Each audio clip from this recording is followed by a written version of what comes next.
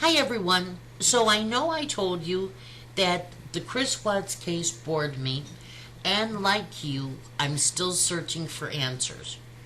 And I think I'm searching for answers now more so ever since the letters from Christopher came out. Because if you listen to that author and read what she has to say, I know I am now questioning his competency to be able to accept any type of plea deal.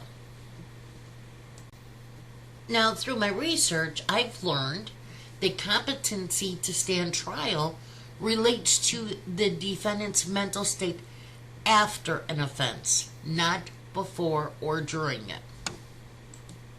And a person who is not competent to stand trial cannot be convicted of a crime.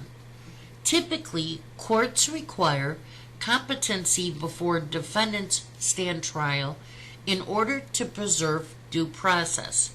That is, to make sure that the proceedings are fair. And if I recall correctly, this is something that Cindy Watts had talked about. She said that no one had ordered any type of evaluation of Chris any time after he was arrested and prior to his accepting the plea deal. And she questioned that, and I questioned that as well. And the reason I question that is defendants have an unalienable right to understanding the proceedings against them and, to assist in their own defense. And if they're incapable of understanding and assisting, they are legally incompetent. Now, I was reading at nolo.com, and here it says that no matter how clear the evidence of guilt is, mentally incompetent people cannot be convicted. And it goes on to say that, a defendant might have shot someone in broad daylight and then confessed to the crime. If that defendant is not competent, criminal proceedings must wait. The authorities will arrest and hold the defendant in custody, and the prosecution will file criminal charges. But the case cannot advance until the defendant's competency is restored.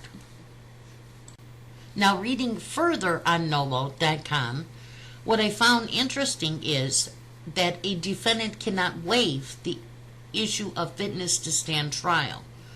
The law requires competency before a case can proceed. Now, it's important to note here that competency to stand trial is not related to the defendant's mental state at the time of the alleged crime.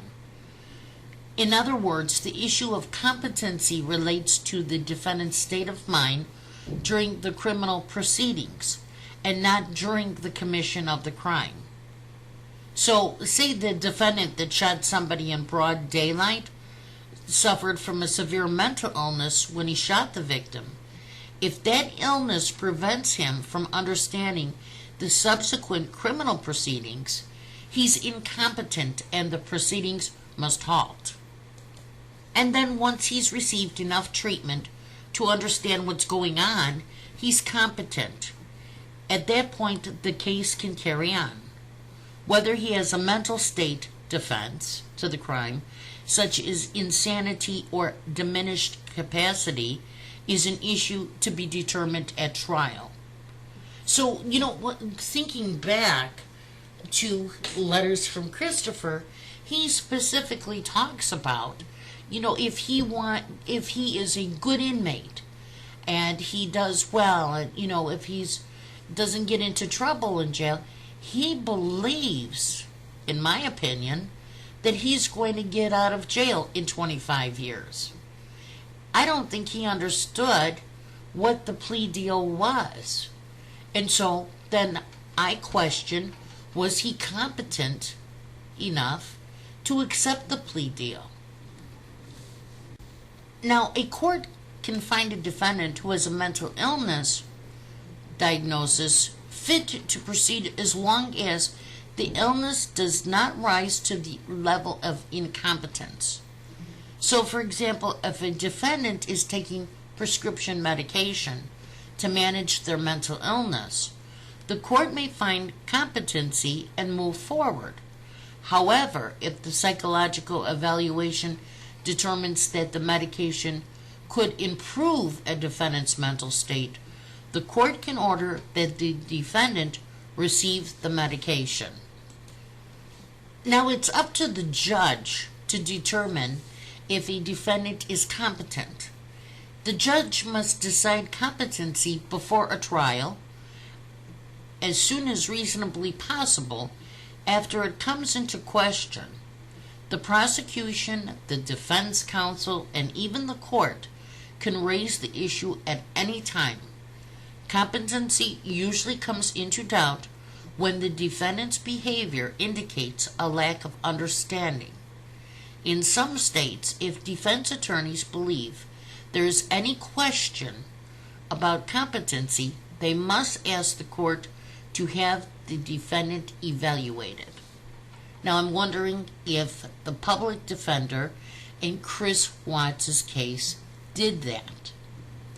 So now, how do courts determine competency? When a legitimate question arises as to the competency, the defendant has a right to a hearing to determine fitness to stand trial. And I would assume that would be fitness to agree to a plea agreement as well. All trial courts have the authority to order psychological evaluations of defendants.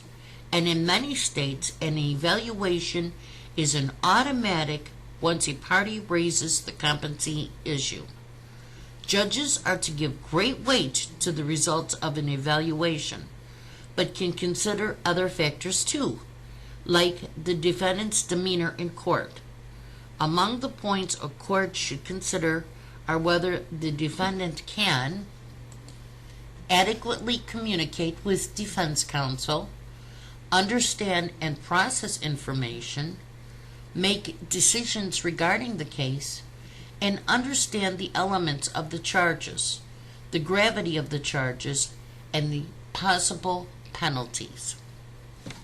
Now, we do know, because we've read it and we've heard it, that Chris was told by the public defender that he should take the plea deal and plead guilty and accept the life in prison without possibility of parole, because if he didn't, he would then face the death penalty. But did anybody ever tell him that Colorado has not executed a prisoner for decades? A defendant's unintelligence, education level, language difficulties, and challenges communicating are generally insufficient to support a finding of incompetency. If the court determines that the defendant is able to understand the surroundings, receive and interpret information, and make decisions based on that information, it will likely find that the defendant is competent. Ultimately, competency is a notoriously low threshold. A defendant need not have a sophisticated understanding of the case in order to be fit for trial. So now I'm going to go back and review. Was Chris competent to understand what the consequences of his crime was? Did he really understand it? Because from what I'm seeing and reading, he didn't. And from what I read and heard, Cindy Watts and Ronnie Watts did not believe that he was treated correctly. There was no testing, there was no evaluation, and there was nothing by the judge that tested his competency. Is he competent? Was he competent? I wonder if we'll ever find out.